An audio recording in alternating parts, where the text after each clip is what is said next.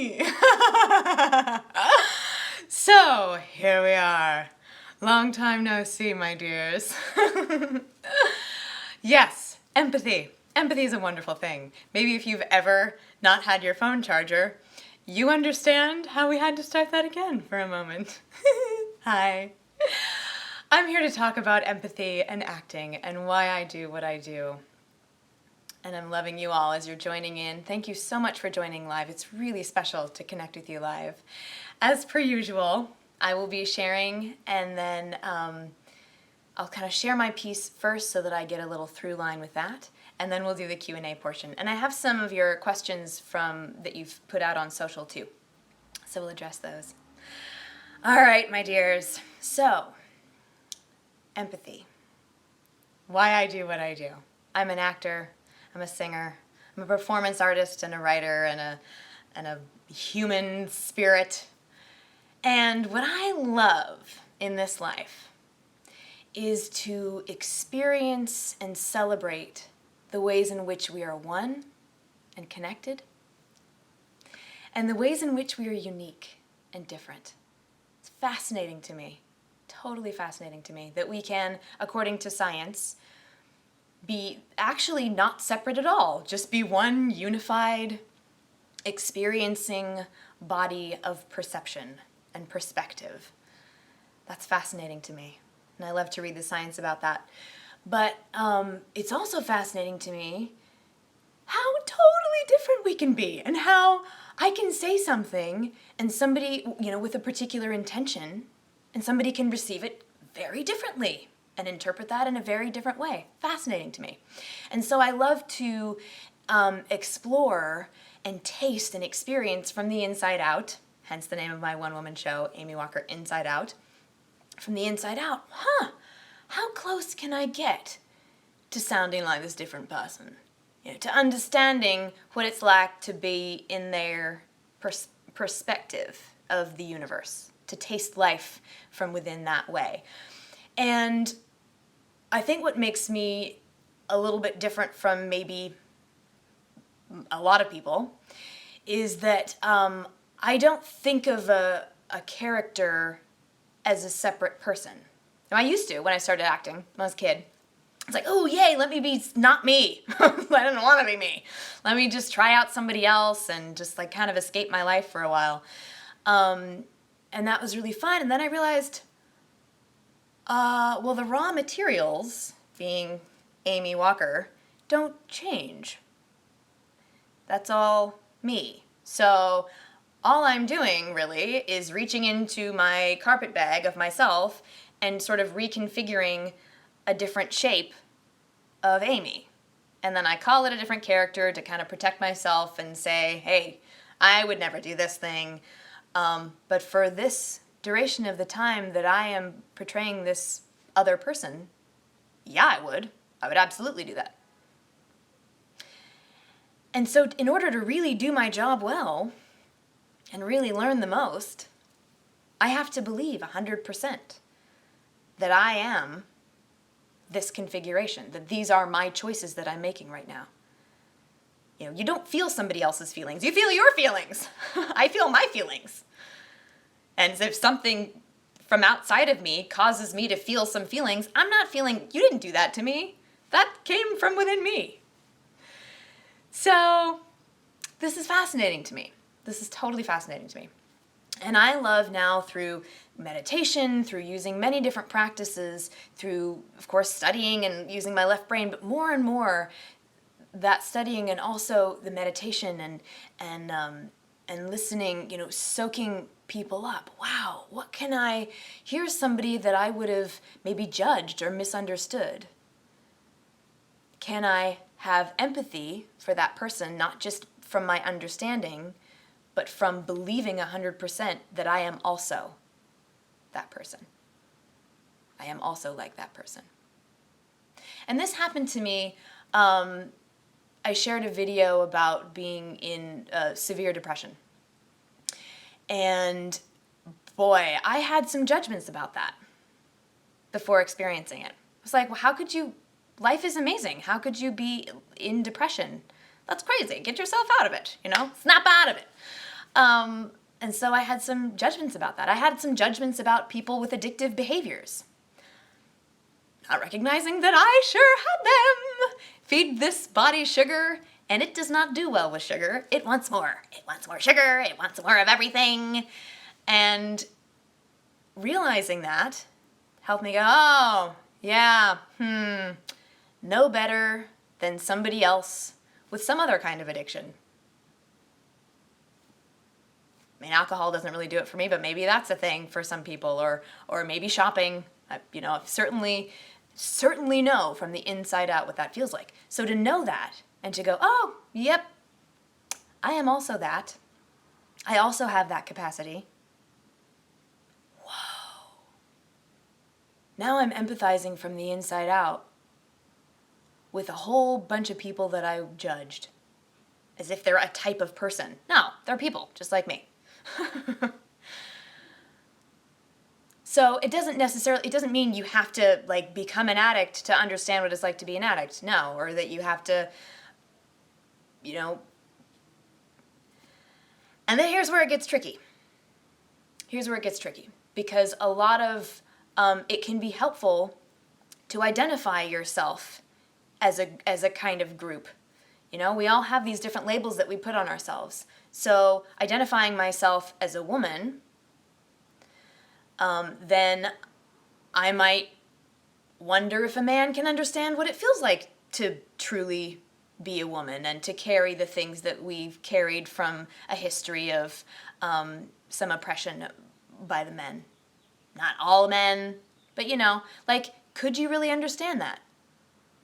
Yeah, I think so. Us being a hologram of each other and of the universal whole, yeah. I think if a man wants to get in touch with that part of that they carry it too, you know? They want to get in touch with the part of them that is a part of that constellation, then beautiful. We'll understand each other better. We'll be able to communicate better. Can I understand from the man's perspective what it feels like to have a bunch of blame from women?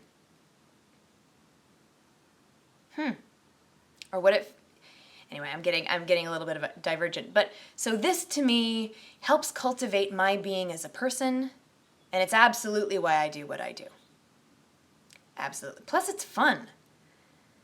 And I think it's part of what makes me maybe a little bit different is that, you know, when I'm speaking with my Australian friends, when I moved to Australia, I wasn't being a different person when I sounded like this. Or when I sound like this, I'm not being a different person. I'm not being a character. I'm being me, expressing in an Aussie accent. So, and to me, that's not, like, that's just part of my identity. So I'm more willing than most, perhaps, to expand my idea of who I think I am. In fact, I did a little TEDx talk about that, expanding your identity, to embody your potential. And we do it when we learn a new skill. You know, my character, Jonas, wants to be a singer and doesn't identify as a singer.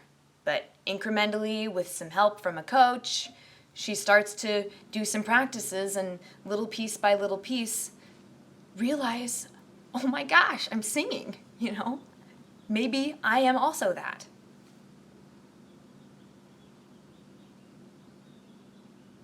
So I'd love to hear your thoughts about this.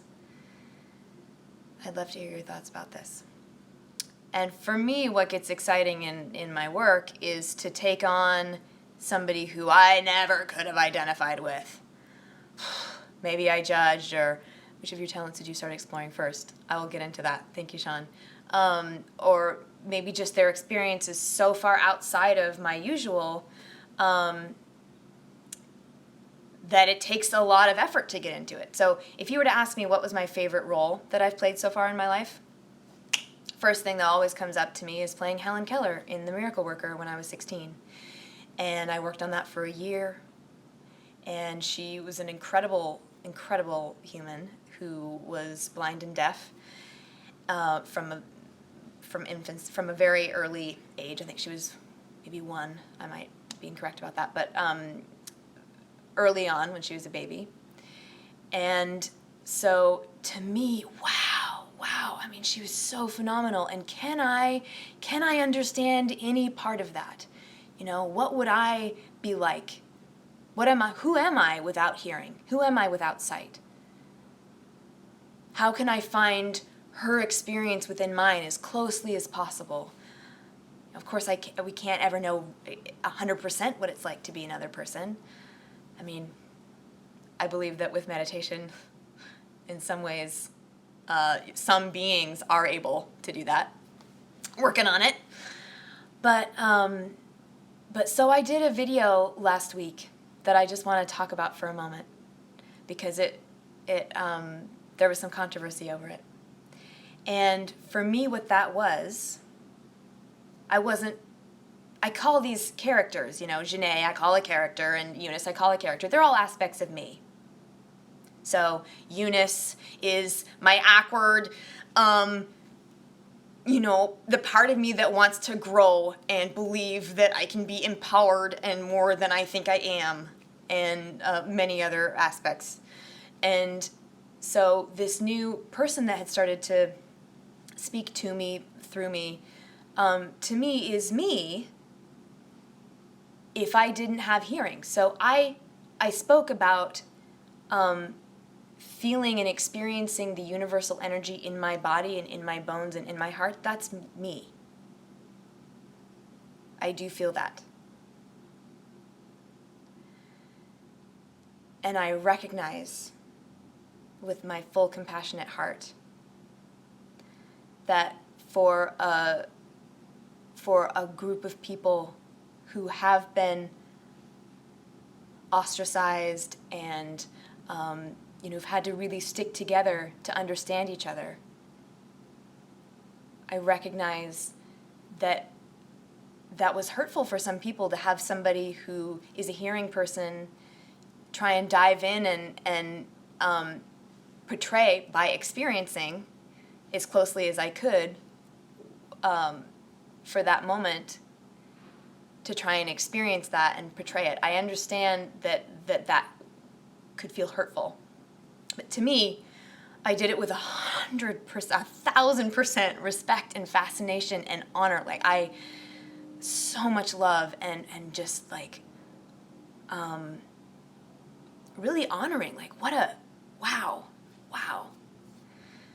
So yes, I would like to learn more, and that was where I was coming from, was just let me taste the way that you experience life, because I'm fascinated.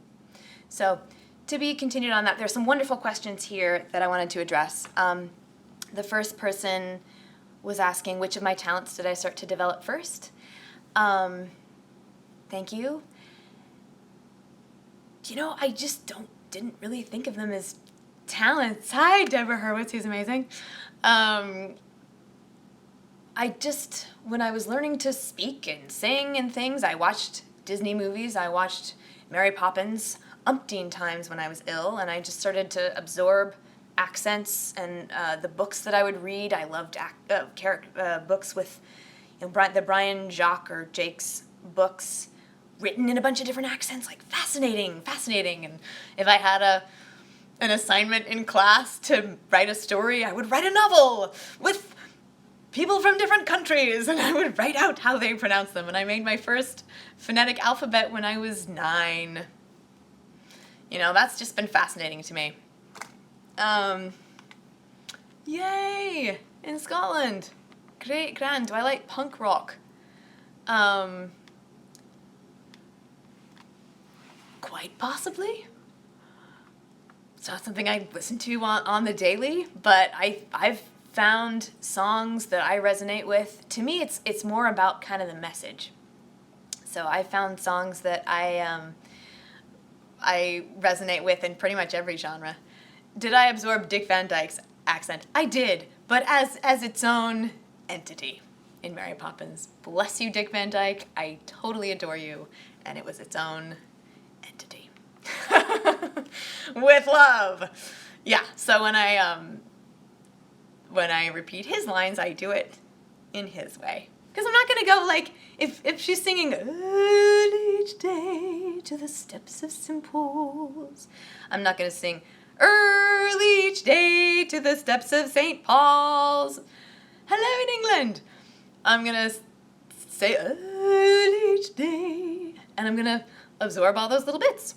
Okay, James Tote, or Tot, I would love to know how you pronounce your name, dear, asks, are you religious? You know, that's an interesting word, religion. I guess I would say I'm spiritual. I have an amalgamated spiritual practice that is constantly evolving, the core components of which are Kriya Yoga with Self-Realization Fellowship on the daily, at least twice a day, and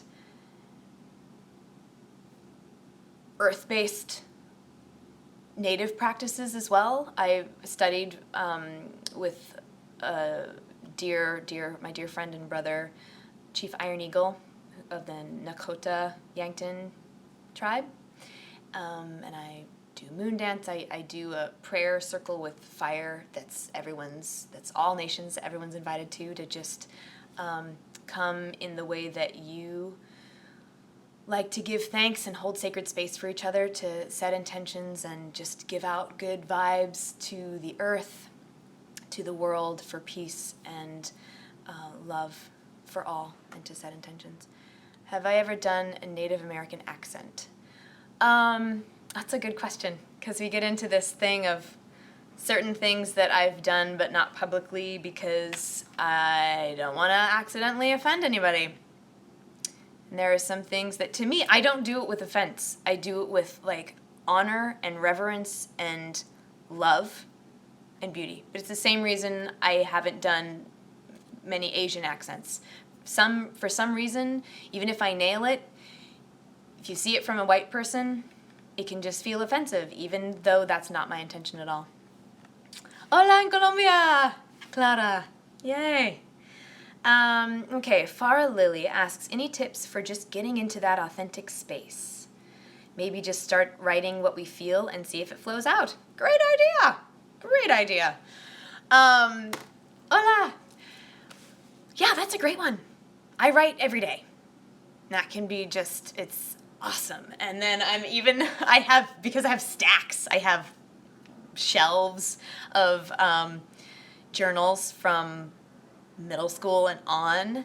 It's so fascinating to go back and look and go, wow, I wrote that poem when I was 11, or,